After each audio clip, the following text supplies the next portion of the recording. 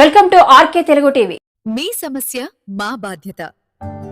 RK Telugu TV ప్రతిరోజు మీతో. అది 5 శతాబ్దాల నుంచి దాదాపు 50 సంవత్సరాల నుంచి అక్కడ షెడ్యూల్ పెట్టుకుని బతుకుతున్నారు పేదలు. అందులో 7 మంది ముస్లింలు, 3 హిందువులు బతుకుతున్నారు. అది మధ్యలో కాంట్రవర్సీ చేశారు 5 నెలల క్రితం చేసినారు కదా. అది ఎండోమెంట్ అయితే ఆ బాడుగులు ఆంజనేయ స్వామికి పోతాయి, మున్సిపాలిటీది అయితే మున్సిపాలిటీకి పోతాయి. మధ్యలో ఎమ్మెల్యే గారికి మాకు కానీ వచ్చారు, నష్టమైతే లాభం ఏంటి? కానీ ఎవరైతే దాంట్లో 50 సంవత్సరాల నుంచి బతుకుతున్నారో వాళ్ళకే షాపులు వేయాలని మాత్రమే మాట్లాడినాం మేము.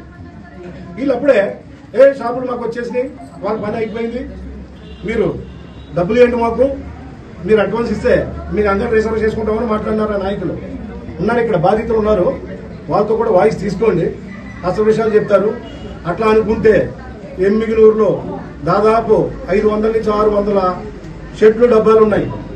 మా ఎమ్మెల్యే గారు కానీ మేము కానీ ఇక్కడున్న మా నాయకులు ఎవరైనా కానీ ఆ డబ్బాల మీద బతకాలనుకుంటే రోజుకి 5 లక్షల రూపాయలు డబ్బులు వస్తాయి. రోజుకి 5 లక్షల రూపాయలు డబ్బులు వస్తాయి. ఆ గతి, ఆ కర్మ. మేము వ్యాపారాలు చేసుకుంటాం, రాజకీయాల్లో డబ్బులు ఖర్చు పెడతాం, రాజకీయాల్లో మా దగ్గరికి వచ్చిన వాళ్ళకి సాయం చేసుకుంటూ పోతాం.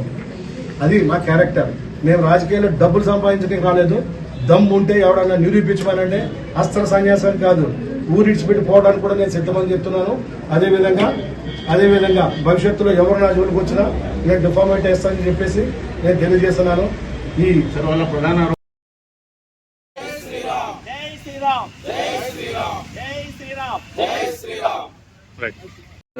జై శ్రీరామ్, జై శ్రీరామ్, జై శ్రీరామ్.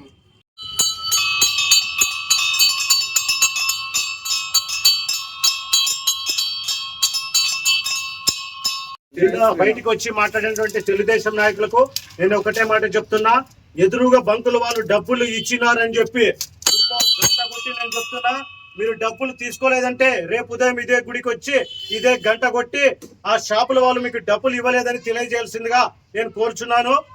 అదే విధంగా మీరు నిన్న మాట్లాడాల్సిన మాట మాకు స్పష్టంగా అర్థమైంది. అందులో ఏమంటున్నారు, అక్కడ ఉన్నటువంటి బంకులను తొలగే ప్రసక్తి లేదని చెప్పినారు.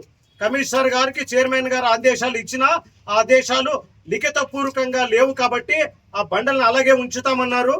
అలాగే ఖాళీ స్థలంలో బంకులు వేస్తాము, మున్సిపాలిటీ స్థలం అయితే మున్సిపాలిటీ రెంట్స్ తీసుకుంటుంది, ఎండోమెంట్ అయితే గుడి రెంట్ తీసుకుంటుంది అంటున్నావు. బంకులు రెంట్ విషయం మాట్లాడుతున్నావంటే బంకులు వేయడం పక్కా అనేది మాకు స్పష్టంగా అర్థమైంది. నువ్వు మాట్లాడిన మాటలకు నిరసిస్తూ రాబోయే 22వ తేదీ శుక్రవారం రోజు 10:30 గంటలకు గుడి ఆవరణంలోనే ఆమరణ నిరాహార దీక్ష యావత్ నియోజకవర్గ హిందూ సోదరుల తరపున గుడి ఆవరణంలోనే నిరాహార దీక్ష చేపడుతున్నానని పర్తిగా ముఖంగా మీకు తెలియజేస్తున్నాను. రేపు ఉదయం 10:30 గంటలకు నిజంగా మీరు డబ్బులు తీసుకోకపోతే ఇదే గుళ్ళో గంట కొట్టి చెప్పవలసిందిగా యావత్ హిందూ సోదరుల తరపున మీకు నేను తెలియజేస్తున్నాను. మీ ఆలోచనలకు ఆచరణనిచ్చేది ఆర్కే తెలుగు టీవీ యాడ్స్.